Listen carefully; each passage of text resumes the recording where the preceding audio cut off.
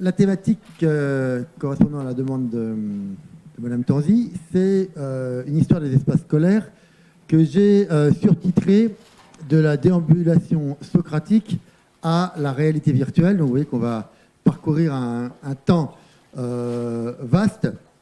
Alors en préambule, quelques petits propos. Je vais vous parler avec un regard croisé d'historien, mais également de praticien de l'éducation, en tant que proviseur de lycée. Ce qui est passionnant avec l'histoire de l'éducation, c'est qu'elle est généralement, elle est bien connue et bien documentée par les recherches scientifiques et par le milieu universitaire, mais elle est généralement pas très bien connue par ses praticiens. Et c'est regrettable parce qu'il y a sans doute peu d'institutions où l'histoire a autant d'influence que l'éducation nationale. Mais comme cette histoire est souvent peu connue, elle agit un petit peu comme l'inconscient sur quelqu'un qui n'aura pas été voir un psychanalyste et qui n'aura pas fait émerger cette histoire inconsciente qui le fait agir sans qu'il sache. Il en va de même un peu avec l'histoire. Et quand j'ai exploré cette histoire des espaces scolaires, je me suis aperçu que cet adage se révélait une nouvelle fois vrai. Vous allez voir qu'il y a des tendances lourdes de l'histoire dont nous n'avons pas forcément conscience et qui expliquent souvent nos relations avec les espaces. Deuxième chose que je vais vous dire, c'est que je vais être amené à reprendre un certain nombre de concepts qui ont été présentés et développés ce matin. Ma seule originalité sera de les mettre dans cette perspective historique. Alors, ça c'était le premier préambule. Maintenant, je vais rentrer sur le préambule propre à la thématique en elle-même. Vous voyez en haut un tableau de Raphaël qui vous montre justement la déambulation socratique, la manière dont on enseignait, en tout cas tel qu'on se représentait à la Résistance, dans l'acte péripatéticien. Alors, pourquoi ça m'intéressait cette image? Parce que dans le temps très long de l'école, la question de l'espace scolaire n'émerge en fait que très récemment. Je vais vous donner une citation d'un auteur qui s'appelle Maurice Mazelto, qui a écrit un livre qui s'appelle « Une école pour réussir, l'effet établissement ». Et il dit, chez les Grecs, l'école est une pratique avant d'être un lieu. Donc l'école, qui pour nous a le double sens d'institution et de lieu, l'école, le bâtiment où on apprend, en fait l'école comme lieu n'apparaît que tardivement. Deuxième point que je voulais voir en préambule, c'est le fait qu'une fois que l'espace scolaire émerge comme question, il semble se mouvoir dans un temps immobile. Ça a été très longuement, il y a plusieurs reprises répété ce matin. Je vais vous donner une autre citation d'un de nos collègues professeurs sur lequel je reviendrai dans un instant, qui s'appelle Vincent Fayet, qui a écrit en 2017 un livre qui s'appelle « Les métamorphoses de l'école quand les élèves font la classe ». Et dans ce livre, il explique pourquoi il s'est mis à se questionner sur les espaces. Je cite, « L'élément déclencheur de ma métamorphose pédagogique a été la comparaison entre ma salle de classe et celle décrite dans le dictionnaire de Fernand Buisson, fin 19e siècle. La prise de conscience que la salle de classe était figée depuis des siècles. » Ce qu'on a évoqué à plusieurs reprises ce matin.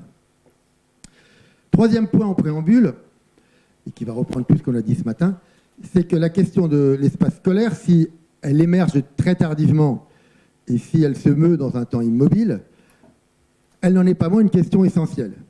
Et là, je donnerai une citation de Marie Musset, dans son livre paru en 2012, « De l'architecture scolaire aux espaces d'apprentissage, au bonheur d'apprendre ». Elle écrit après les parents et les enseignants, « L'architecture est le troisième professeur. L'architecture scolaire participe de l'effet établissement. Avec des élèves similaires, certains établissements scolaires favorisent davantage la réussite scolaire. » D'où l'importance de cette question, dont nous allons maintenant voir à grands pas l'histoire. Le plan, on va progresser en 3 temps. Tout d'abord, nous allons voir que les modalités pédagogiques ont forcément une influence considérable sur l'espace scolaire. Ce qu'on a évoqué ce matin aussi. La manière dont on conçoit la relation entre le maître et l'élève a forcément une influence sur l'organisation de l'espace. Et on va voir comment, progressivement, de l'Ancien Régime au début du XIXe siècle, les années 1830 exactement, a émergé un modèle unique pédagogique, celui que l'on connaît, la relation frontale. Dans un deuxième temps, nous verrons comment l'architecture scolaire a fait face au défi de la massification. Il y a eu 2 massifications par rapport au nombre d'élèves scolarisés. Il y a eu le 19e siècle avec le premier degré et l'explosion du nombre des écoles primaires et une massification très importante. Et le même phénomène, après la Deuxième Guerre mondiale, sur les collèges et les lycées. Et dans un troisième temps, nous verrons qu'au XXIe siècle, nous avons une sorte de nouvelle alliance entre l'architecture, la pédagogie et les technologies. L'idée étant, vous voyez en creux, qu'en fait la pédagogie, jusqu'au XXIe siècle, a joué un rôle relativement peu important dans la construction des espaces scolaires. Alors, premier aspect, il y a, de manière très schématique, 3 manières d'être en relation avec l'élève. Soit on est dans l'enseignement dit individuel, soit on est dans l'enseignement mutuel, soit on est dans l'enseignement simultané. Alors on va prendre l'un après l'autre. L'enseignement individuel, il a 2 formes dans l'Ancien Régime. La forme connue du précepteur, Ancien Régime mais encore 19e siècle, hein. Vous lisez tous les auteurs classiques, il y a toujours le jeune précepteur qui rentre dans la maison. Donc le modèle classique, en particulier en quelque sorte, le maître qui enseigne à un élève seul. Et puis vous avez la version populaire, puisque même si tous les enfants ne vont pas à l'école, un certain nombre y vont. Et là, le plus souvent, c'est chez le maître. On verra que ça peut être ailleurs, dans une grange, dans une cave, là où il y a un tout petit peu de mètres carrés. Et là, on a plusieurs élèves et qui passent individuellement voir le maître. Donc le maître leur consacre 5 ou 10 minutes. Alors plus il a d'élèves, bien sûr, moins il peut consacrer de temps. Alors ce qui est intéressant, c'est une petite incidence, mais qui est assez intéressante de voir que à partir dans ce schéma-là se pose le problème de la discipline.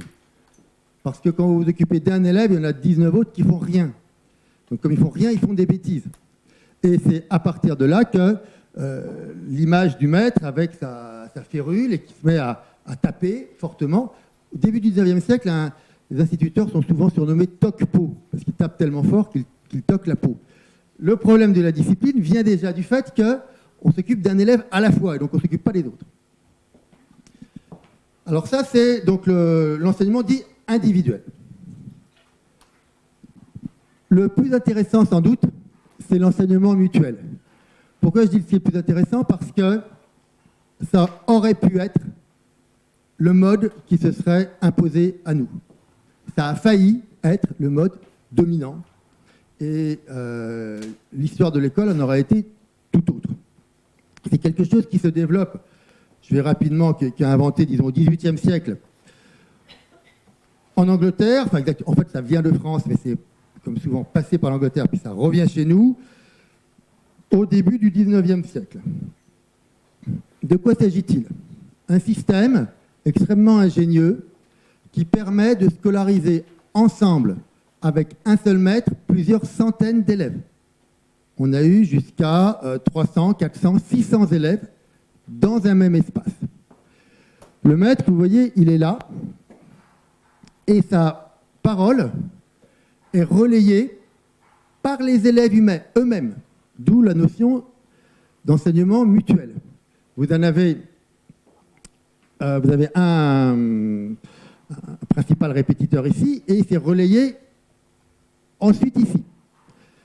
Il y a des espaces de travail différents qui correspondent, à certains moments, on va mettre les élèves, ils vont quitter leur banc, ils vont aller ici pour faire un certain nombre de pratiques, à chaque fois sur les ordres du maître. Et les élèves qui font intermédiaire, c'est jamais les mêmes. En fonction de l'exercice et de la compétence acquise par tel ou tel élève, ça change. Donc, ce n'est pas figé. Alors, ce système-là se révèle extrêmement économe, puisqu'en fait, on ne paye qu'un seul maître. Il est adapté aux villes, puisque c'est en ville qu'il y a une forte concentration d'élèves. Il a quand même comme inconvénient qu'il faut de grands espaces pour mettre cette centaine ou ces centaines d'élèves. C'est un enseignement également redoutablement efficace. On estime que ce qui est appris en 6 ans dans la méthode simultanée que je vais vous présenter tout à l'heure est appris en seulement 2 ans. Donc non seulement ça ne coûte pas cher, mais c'est hyper efficace. Alors vous allez me dire, mais alors pourquoi ça ne s'est pas imposé? Et pourquoi nos écoles ne sont pas construites sur ce modèle-là? Alors on va faire un petit peu de suspense, je vous expliquerai tout à l'heure pourquoi. On va d'abord passer par le grand rival, l'enseignement dit simultané, la situation frontale du professeur face à ses élèves. 2 modèles. Dans le primaire, c'est le modèle de Jean-Baptiste de La Salle, fondateur des frères des écoles chrétiennes. Il a le souci, le tableau n'est pas très révélateur là, parce qu'on n'a pas l'impression que ce sont des jeunes gens de milieu populaire. Le projet lassalien, c'est de la scolarisation des pauvres. Et donc, il publie en 1720, c'est ça. La conduite des écoles chrétiennes, c'est la reproduction des originaux. C'est pour ça que je me permets de me fier aux dates qui sont écrites en dessous.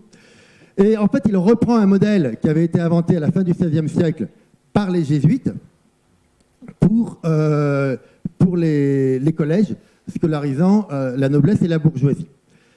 Notons d'ailleurs que les premières architectures scolaires ont été inventées par les jésuites. Vous avez un modèle ici, avec le collège de la Flèche, et des bâtiments qui sont adaptés à ce type d'enseignement. Alors, comment on passe, enfin pourquoi on voit s'imposer l'enseignement simultané? Ça, c'est la responsabilité d'un ministre que vous connaissez tous, Guizot, ministre de Louis-Philippe, qui est surtout connu, puisque c'était un ministre plutôt conservateur de Louis-Philippe, auteur de la célèbre formule « Enrichissez-vous », qu'on a un peu galvaudé, mais bon, quand on était à l'école, au lycée, on a tous appris ça. Quand les gens étaient pauvres, on disait « mais les gens meurent de faim », ils leur répondaient « enrichissez-vous ». On a caricaturé ça, en fait, ils disaient « enrichissez-vous par l'épargne, par le travail, etc. » Et puis bref, c'est le modèle de la bourgeoisie libérale de Louis-Philippe. J'en reparlerai tout à l'heure, parce qu'il est connu surtout pour avoir rendu obligatoire des écoles dans les communes. Mais on a oublié qu'il est extrêmement important aussi parce que c'est lui qui a imposé le modèle unique. C'est ce que raconte Christian Nick dans ce livre, « Comment l'école devint une affaire d'État ». Dans les années 1830, on a parlé énormément de pédagogie dans la presse, dans les débats politiques. Et on a opposé les 2 méthodes.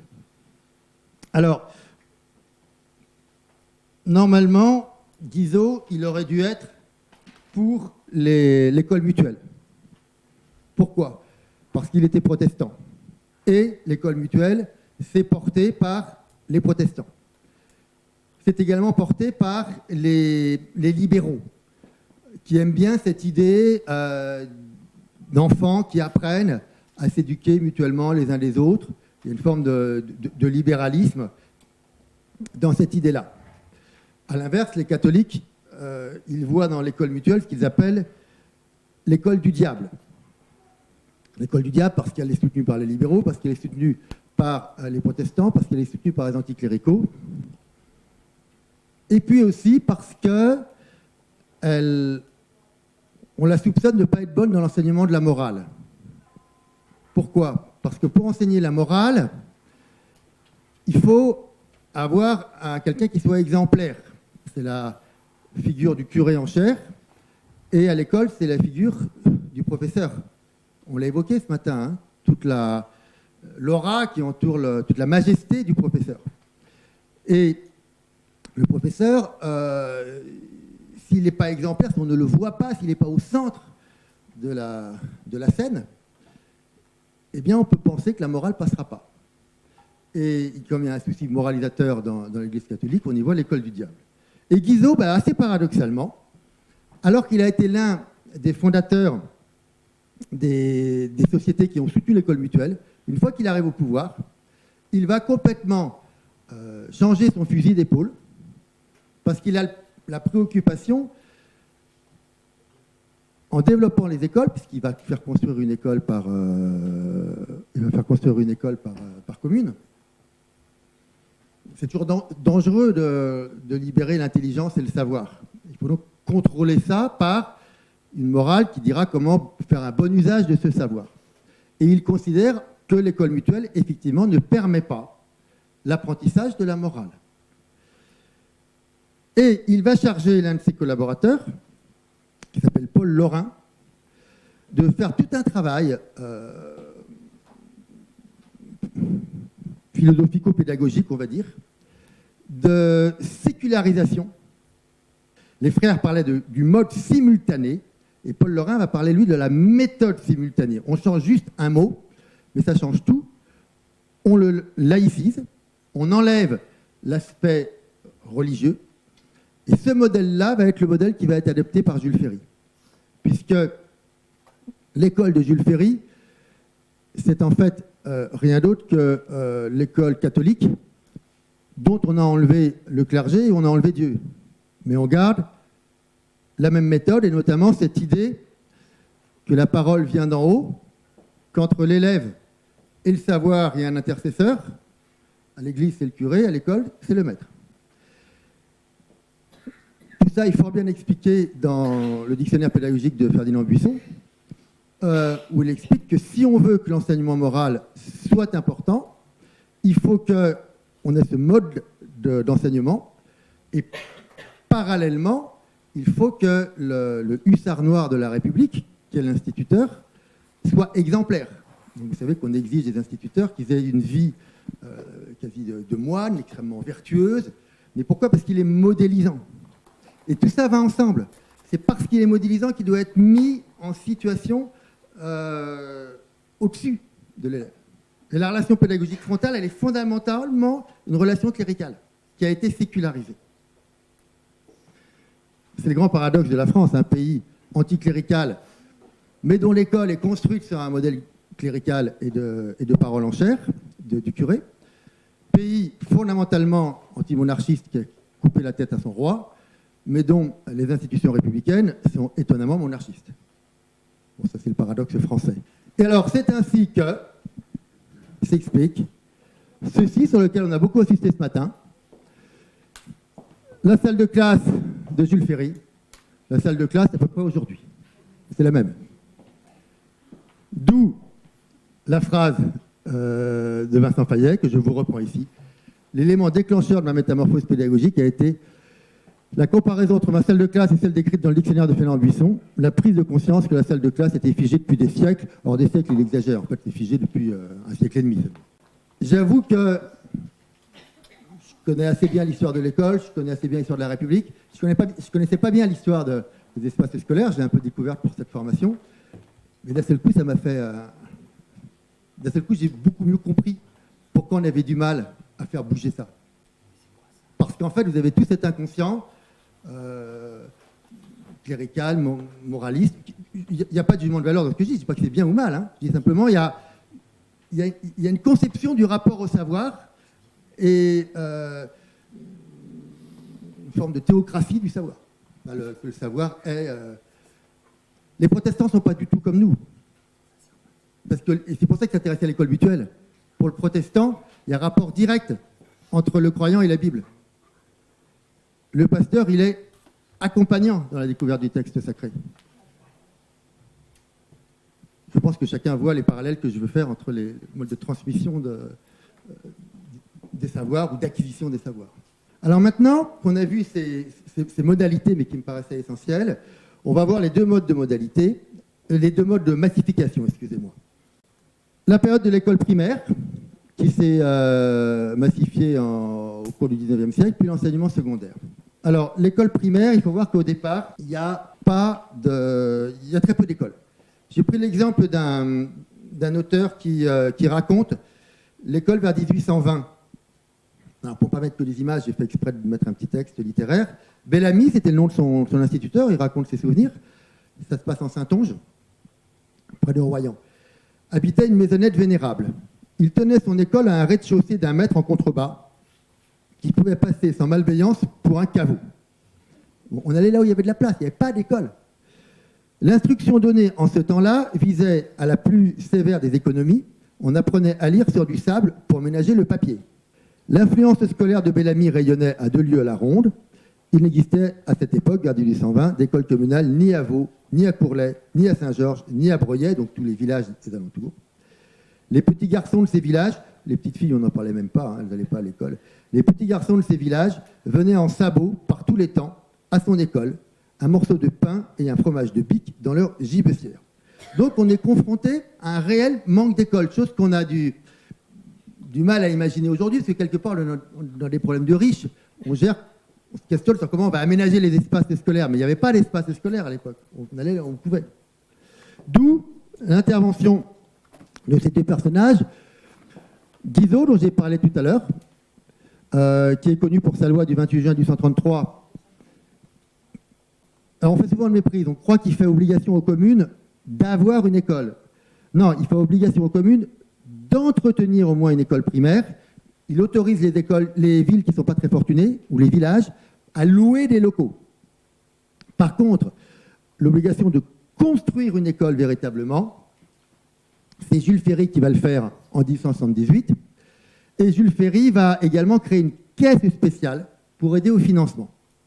Alors cet aspect de l'œuvre scolaire de Jules Ferry est souvent ignoré par rapport à son œuvre majeure qui est l'école gratuite, laïque et obligatoire. Mais elle est importante parce que, vous verrez dans un instant, vous le voyez tout de suite d'ailleurs, voilà, l'évolution du nombre d'écoles propriété des communes. En 1833, il y en a 10 316. En 1879, donc un an après la loi Ferry, on est à 42 555.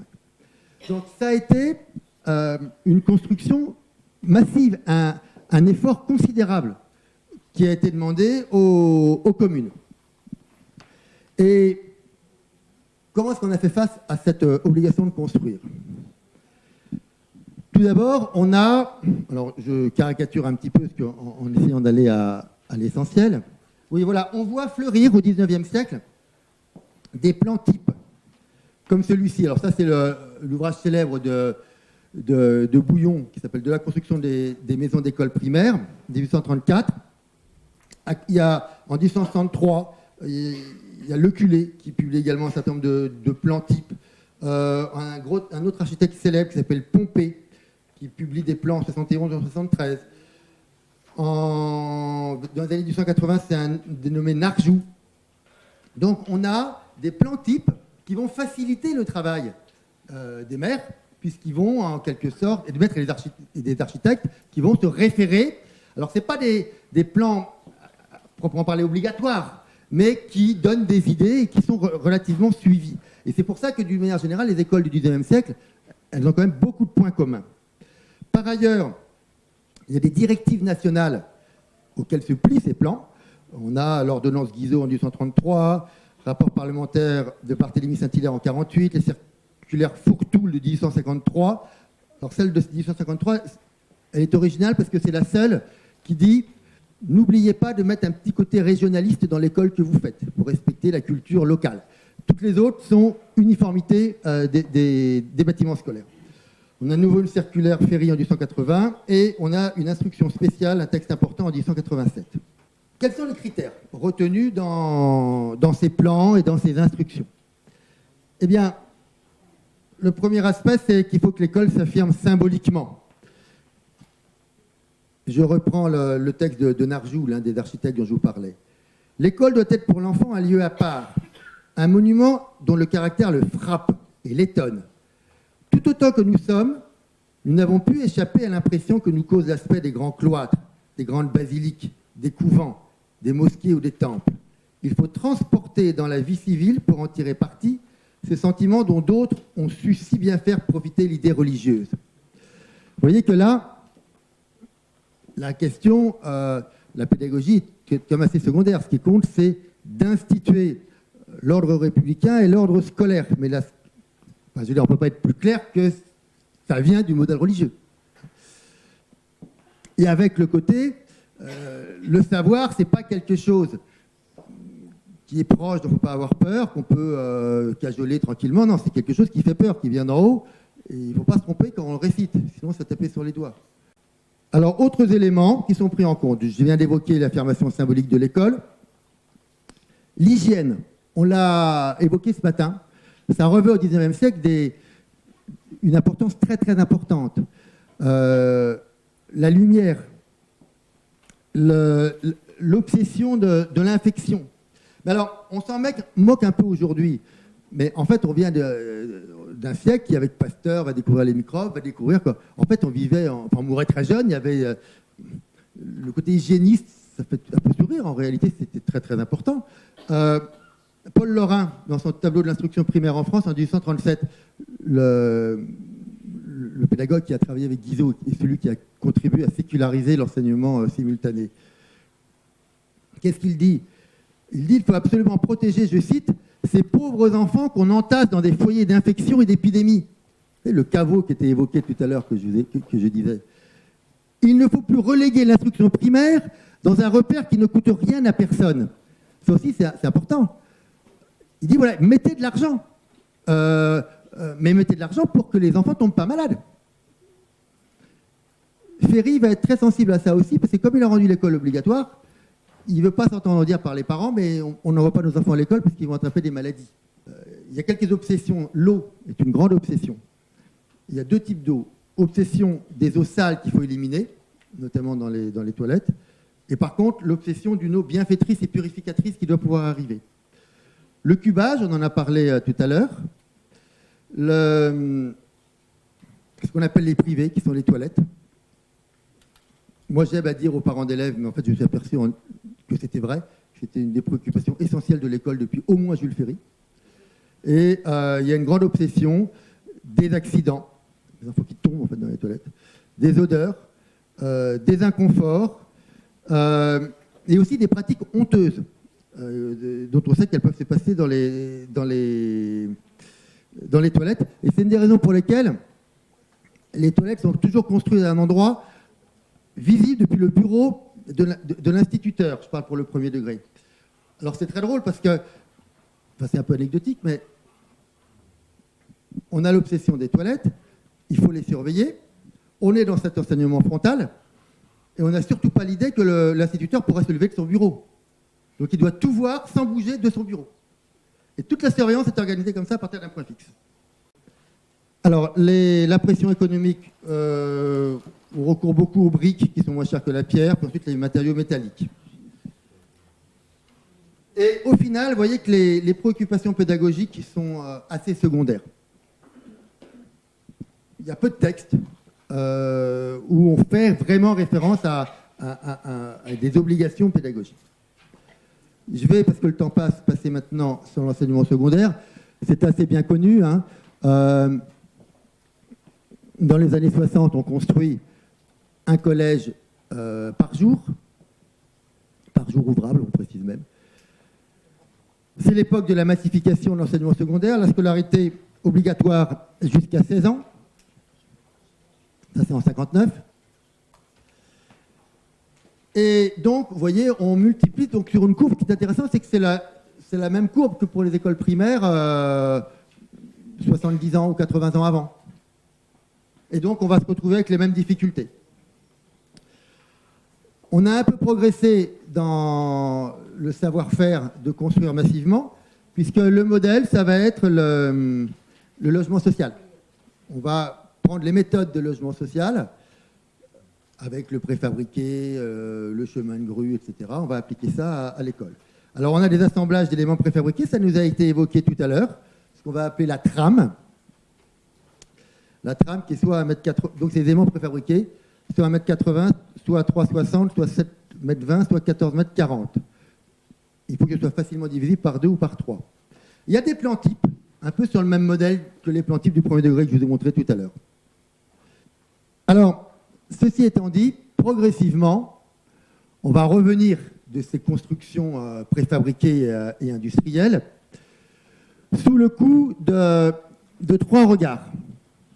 Et ça va se faire, on va dire, de 68 à 80. Avec mai 68, sont mis à l'honneur les pédagogies dites nouvelles, qui en réalité ne sont pas nouvelles du tout, mais qui sont mis au goût du jour à ce moment-là. Et on s'aperçoit que, et c'était ce qu'on évoquait ce matin, l'espace a un lien avec la pédagogie. Donc d'un seul coup, ces espaces construits de manière industrielle et peu réfléchis du point de vue pédagogique, on s'aperçoit que ça pose problème. Deuxième problème, c'est le problème de sécurité. C'est le fameux incendie du collège Payron qui sera suivi d'autres incendies. C'était le 6 février 1973. Je vous rappelle, c'est CES qui, en 5 minutes, je crois, s'effondre sur lui-même. Et à peu près au même moment, le 21 mai 1973, on abandonne la construction des grands ensembles. Et vous voyez, il y a un parallélisme, je vous ai dit, entre les grands ensembles et la construction scolaire.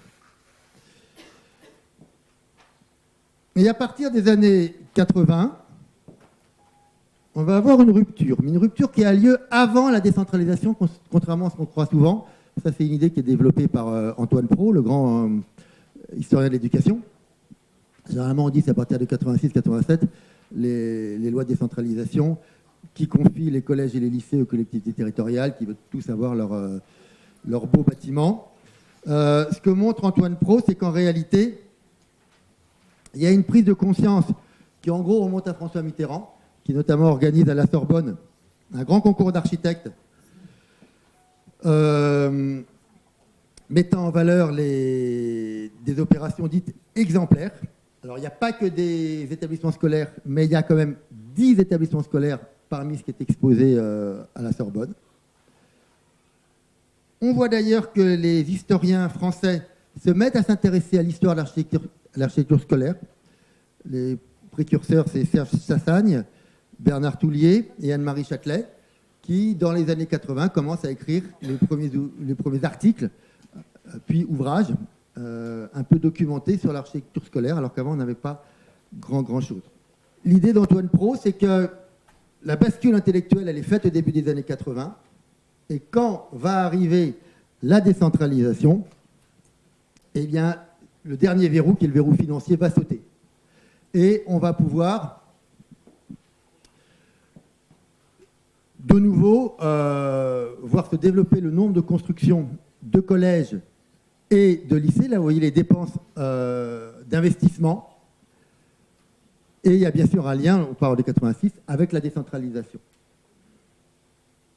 On me dira que c'est un peu un détail d'historien, de savoir si c'est la décentralisation qui a fait qu'il y a eu une révolution dans la manière de concevoir les établissements ou pas. Sans doute. En tout cas, rendons à César ce qui est à César, c'est ce qu'Antoine Pro nous a montré. C'est au début des années 80 que se fait la bascule intellectuelle et financièrement, c'est faisable avec la décentralisation. Alors, je vais aller beaucoup plus vite maintenant parce qu'on arrive sur des choses qu'on connaît un petit peu. Ça, c'est un schéma que j'ai trouvé quelque part. On aurait pu il rappelle des choses qu'on a dites ce matin. Ce qui m'a intéressé en fait là-dedans, c'est qu'on voit que parmi tous les intervenants, on commence à prendre en compte le projet pédagogique. À partir des années 80-90, davantage qu'on ne le prenait avant. Je vais aller assez vite également sur les problématiques actuelles, puisqu'en fait, ça reprend, ce n'était pas prévu, mais heureusement, ça tombe à peu près à ce qu'on avait évoqué ce matin,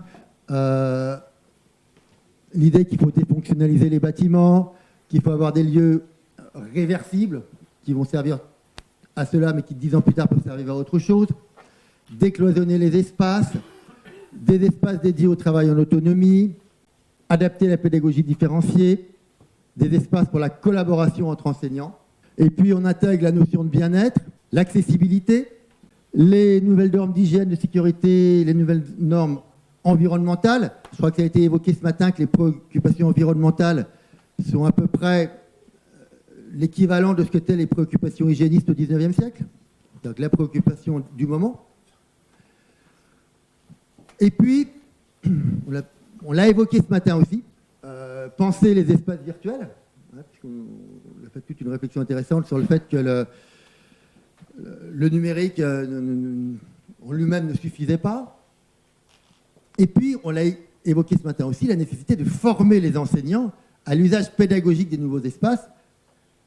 Parce que comme ils ont été élèves dans la situation frontale et qu'ils ont été profs eux-mêmes dans la situation frontale, même si vous les mettez dans un espace différent, s'ils n'apprennent pas à l'utiliser, ils ne sauront pas forcément l'utiliser.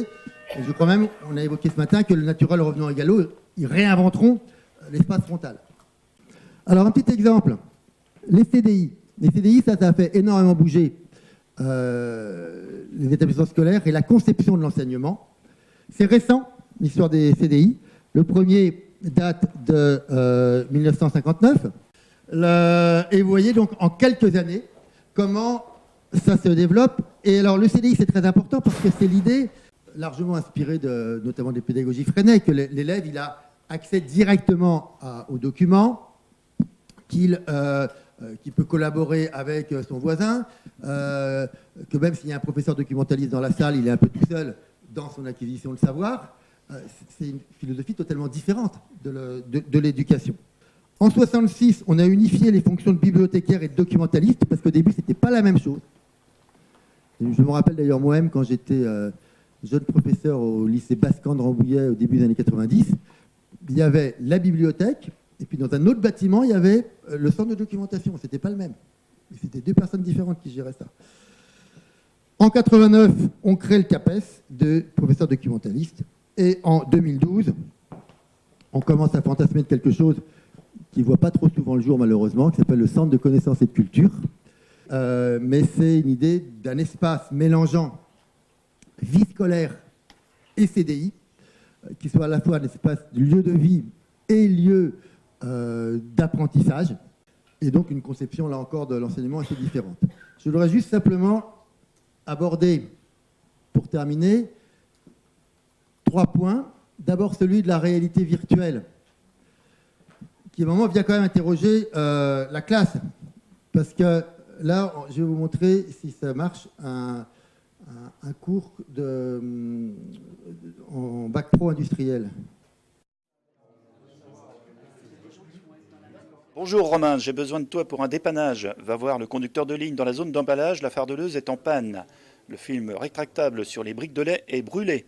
Surtout, n'oublie pas de mettre tes équipements de protection que tu as dans ton vestiaire, ainsi que l'habillement réglementaire, Charlotte, surchaussures et blouse jetable. Simuler pour mieux appréhender, jouer pour mieux comprendre.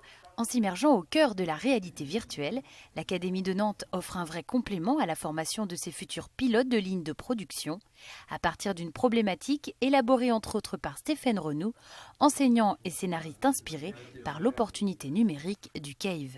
Donc l'élève est dans son atelier de maintenance, quelqu'un vient vers lui demande d'intervenir sur un système, donc il lui demande de s'équiper de ses différents équipements de protection individuelle, de s'habiller suivant ce qui est demandé dans l'entreprise. Il compose sa caisse à outils avec différents outils et après il part en dépannage. Et lorsqu'il arrive sur le dépannage, il voit l'opératrice qui lui dit ce qui s'est passé sur la machine et en fonction de ça, il doit dépanner la machine. Donc il sélectionne ses outils dans sa caisse à outils, il met ses EPI au moment où il faut les mettre, il fait ses tests et il doit être en mesure de réparer. Et s'il ne va pas assez vite, régulièrement, l'opératrice lui demande de se dépêcher parce qu'il y a la production et que la production n'attend pas et que voilà, c'est vraiment une mise en situation qu'on ne peut pas réaliser au lycée ni en entreprise.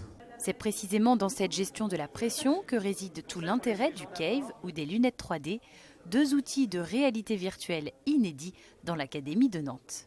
Ce qui bouge, c'est l'idée d'exploiter des situations professionnelles qu'on ramène dans l'établissement. Actuellement, les jeunes sont formés dans des établissements scolaires avec des équipements qui sont un peu inertes. Ils vont en entreprise où ils découvrent le milieu professionnel et donc les équipements sur lesquels ils évoluent sont en situation. Là, il n'y a pas de problème. Par contre, on n'autorise pas le stagiaire systématiquement à utiliser au plus précis ces équipements. Et donc, par la réalité virtuelle, on va ramener dans l'établissement le contexte professionnel. Contrairement aux apparences, il n'y a rien d'antinomique à associer dans une même expression la réalité au virtuel, car le réel reste indispensable à l'acquisition des gestes professionnels. Une dextérité à laquelle Cave apporte un complément qui permet aussi de garder en mémoire les logiques et cheminements empruntés par les élèves. Encore en test dans les lycées Renaudot et Chevrolier, les outils de réalité virtuelle seront mis à disposition dès la rentrée prochaine dans 6 établissements de l'Académie de Nantes. En priorité pour les futurs professionnels de la production, de la maintenance industrielle, de l'électricité ou de la mécanique, même si à terme, tous les métiers de la voie professionnelle devraient être intéressés. Premières impressions. On se croit un peu dedans, puisqu'on change, on prend les EPI, on prend les outils, après on rentre dans l'atelier et après on change le contacteur, on met les chaînes et tout, si on se croit dans la réalité aussi. Ce qui est bien, c'est que les erreurs qu'on peut faire, elles sont, il n'y a pas vraiment de répercussions. Après, c'est plus difficile à manier que le réel, et puis c'est pas non plus la même vision qu'on a dessus, Ce qui m'a plu, c'est la vision 3D. Voilà, comment un système 3D, on peut remplacer l'opérateur avec une manette. J'ai réalisé les mêmes opérations que je fais en vrai sur un système. Ensuite, ça m'a beaucoup plu, oui. Pas d'électrocution en cas de fausse manœuvre. La réalité virtuelle permet de tester en toute sécurité ce qui constituerait un risque dans la vraie vie. Elle s'intègre naturellement à l'évolution du numérique dans l'éducation nationale, un phénomène désormais omniprésent dans les pratiques pédagogiques, à condition que le sens soit toujours au rendez-vous. En fait, notre objectif, c'est de se poser la question en quoi le numérique permet aux élèves de mieux apprendre. C'est la valeur ajoutée, c'est la plus-value pédagogique du numérique qui nous intéresse. Si le numérique n'apporte pas plus à un enseignant que le fait de faire un cours au tableau devant une classe entière, pourquoi utiliser le numérique? Ça ne sert pas à grand-chose. Et donc les questions qu'on se pose, nous, c'est à quel moment le numérique peut aider un élève à mieux comprendre un phénomène, à mieux comprendre une situation, à découvrir d'une manière beaucoup plus imagée, par exemple, ce qui s'est passé dans l'histoire, ou voir des choses qu'on ne peut pas voir parce que c'est trop petit, ou parce que ça va trop vite, ou parce que c'est trop lent. Donc le numérique apporte toutes ces possibilités-là. Il faut dire que l'Académie de Nantes est engagée depuis longtemps dans l'installation d'une stratégie du numérique, de l'environnement numérique de travail à la plateforme Illico dans tous les établissements. Désormais, place au développement des usages et pratiques professionnelles, une ambition inscrite au cœur du projet académique dédié à la réussite des élèves. La réalité virtuelle ouvrirait aussi une porte dématérialisée vers une nouvelle appréhension du réel. C'est-à-dire lorsqu'on est dans un environnement simulé de réalité virtuelle d'une entreprise ou d'un atelier ou d'une cabine de paquebot ou d'avion, il est permis à des personnes ordinaires, vous, moi et quelqu'un d'autre, d'avoir accès à des situations qui étaient autrefois réservées à quelques personnes extrêmement qualifiées. Il fallait être d'abord très qualifié pour aller regarder de près ce qu'était la cabine de pilotage d'un Airbus 340. Aujourd'hui, toute personne peut aller se rendre compte de ce que c'est dans ces environnements et sans doute déclencher des vocations. Donc ce qui me semble intéressant ici, c'est la possibilité d'ouvrir les yeux de nos élèves et de nos enseignants sur des mondes qui autrefois étaient accessibles seulement à l'issue d'un parcours professionnel parfois construit de façon un peu intuitive, sans avoir vraiment compréhension de ce vers quoi on allait. Donc, le paradoxe de la réalité virtuelle, c'est peut-être de permettre un meilleur ancrage dans le réel le plus concret.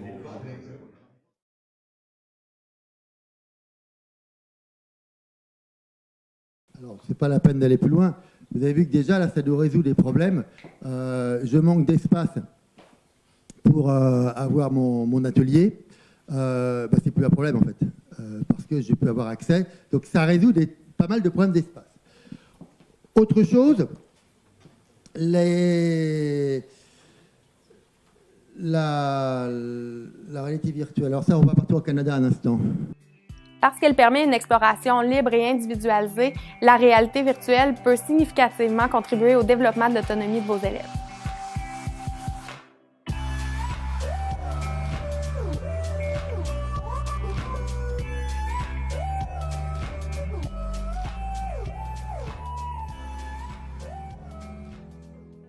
Malgré tous ces avantages, un préjugé demeure. Certaines personnes considèrent en effet que la réalité virtuelle entraîne isolement et solitude et sont préoccupées par la préservation des échanges et des interactions en classe. Or, des enseignants l'ayant expérimenté ont constaté que le travail en dyade ou en groupe favorise en réalité l'entraide entre les pairs et permet de conserver une dynamique de collaboration en classe.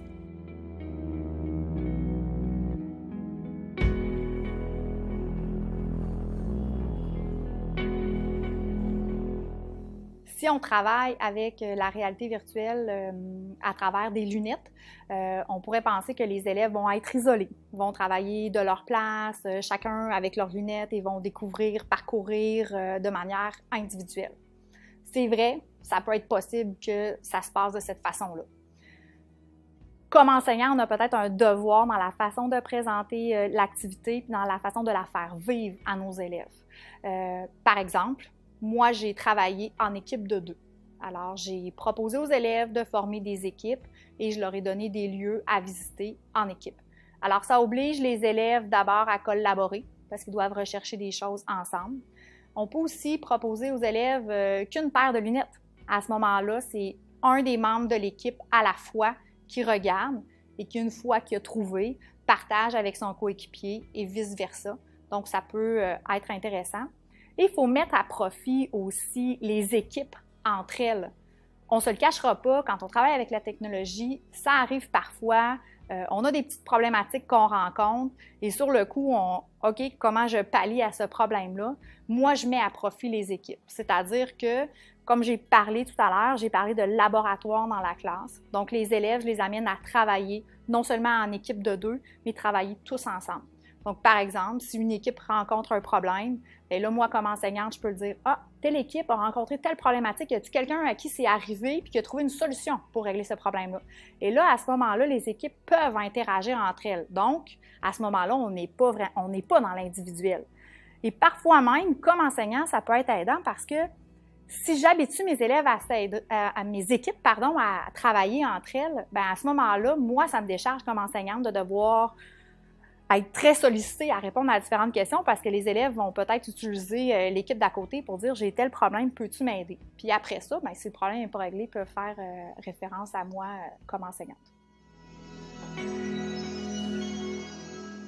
L'autre défi que pose l'usage de la réalité virtuelle en classe est celui de l'encadrement des élèves, que l'on souhaite évidemment efficace et individualisé. Cela peut être en effet intimidant de mettre nos élèves en action dans un contexte qui nécessite la manipulation d'appareils.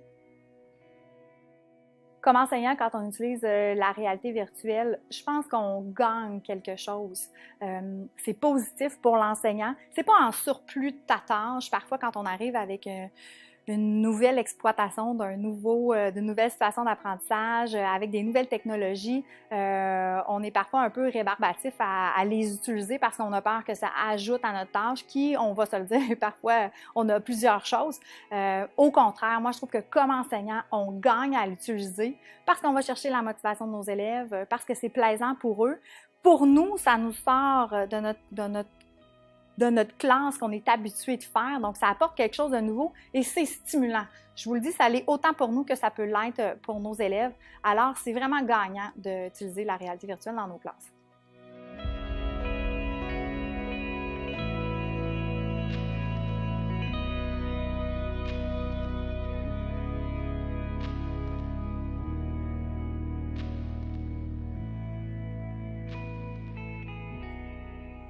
Quelques pistes. Énoncer des directives et des explications claires, prévoir une période d'appropriation pour vous autant que pour vos élèves, privilégier des étapes de réalisation simples et modulables au lieu d'étapes complexes et rigides. La flexibilité est vraiment un atout. C'est elle qui va vous permettre de pallier aux imprévus parce qu'il y en aura. Et finalement, rassurez vos élèves en leur disant que vous êtes tous en appropriation. Vous êtes tous dans le même bateau. La collaboration est de mise.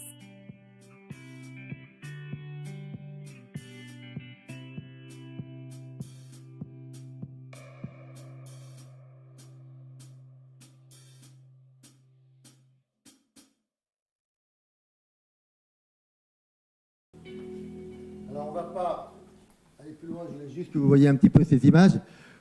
Où, d'ailleurs, c'est amusant parce que la classe en elle-même est assez classique derrière, hein. Le tableau Formica, c'est ailleurs qu'il se passe un certain nombre de choses. Alors, je vais conclure maintenant, après ces vues qui pourraient paraître de science-fiction, mais qui ne le sont pas en réalité. Alors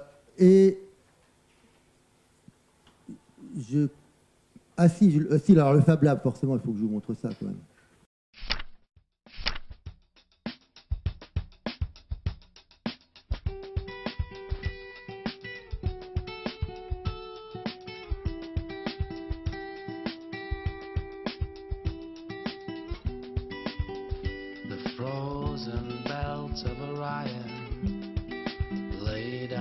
On the desert floor,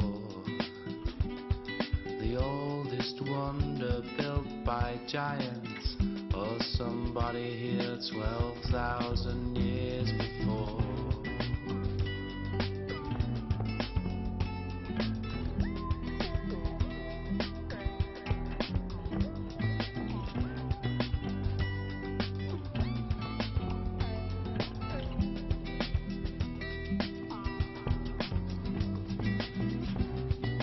Crouching close as a lion, faces the sunrise with a heart of stone, keeping watch for a colossal scorpion, will strike you down with a single blow of its tail.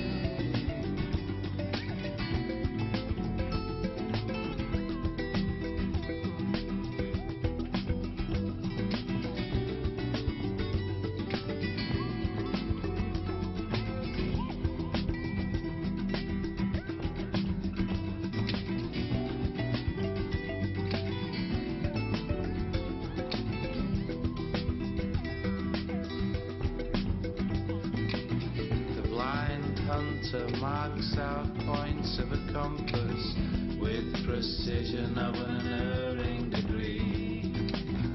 Shafts of lights and earthly bodies to the skies, reincarnated as a star in our own galaxy.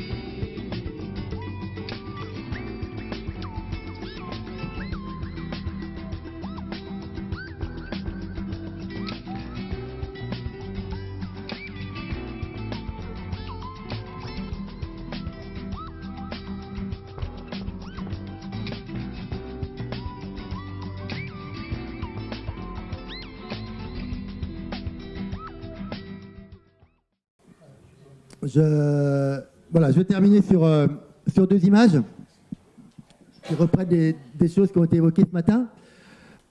La première, c'est que la réflexion sur les espaces, on l'a vu, d'abord a mis du temps à émerger, a longtemps été figée dans cet espace frontal. Et aujourd'hui, et notre journée en témoigne, c'est devenu un incontournable des réflexions pédagogiques. On a quand même, de ce point de vue-là, beaucoup progressé. Mais, et on l'a évoqué aussi ce matin, j'aime beaucoup cette image, je suis tombé dessus un peu par hasard. Je crois que j'ai dû cliquer temps figé, ce truc-là est sorti. Avec la toile d'araignée qui évoque le temps qui avance lentement. Hein, on se prend une toile d'araignée quand on n'est pas très dynamique. Et puis l'horloge qui tourne et qui vient nous rappeler, et c'est l'une des difficultés fondamentales de l'objet qu'on essaie de saisir, c'est qu'on est sur des temporalités différentes. Ça a été évoqué à plusieurs reprises ce matin. Il y a le temps de la classe, le temps des évolutions, voire des révolutions pédagogiques, et il y a le temps du bâtiment, le temps financier, et une des difficultés, c'est l'articulation de ces temporalités, et sans doute, ça impose la nécessité d'être des choses de plus en plus polyvalentes, qui peuvent changer, ne pas figer une forme bien particulière. Je me rappelle, quand j'étais jeune professeur, je fais appel à mes souvenirs, j'étais après avoir été à Rambouillet, c'était dans un collège qui est aujourd'hui disparu, dans la forêt. Il y avait plein de salles petites. On m'avait expliqué, ça c'est des salles qui sont juste inutilisables. On les appelle les salles de la réforme Haby. Parce que dans la réforme Haby en 1974, on avait prévu des petits travaux de groupe. Et puis en fait, c'était jamais fait. Et puis on n'avait pas d'argent pour casser les cloisons, donc en fait, on ne s'en sert pas. C'est tout à fait révélateur de ce temps pédagogique. L'architecte a sans doute voulu bien faire, mais malheureusement, la réforme est passée, le bâtiment, lui, est resté. et c'est la raison pour laquelle, mais ça je ne suis pas architecte, je crois qu'on réfléchit de plus en plus sur des choses modulaires qui peuvent s'adapter avec le temps. Voilà, le voyage à travers le temps est terminé. Merci de votre attention.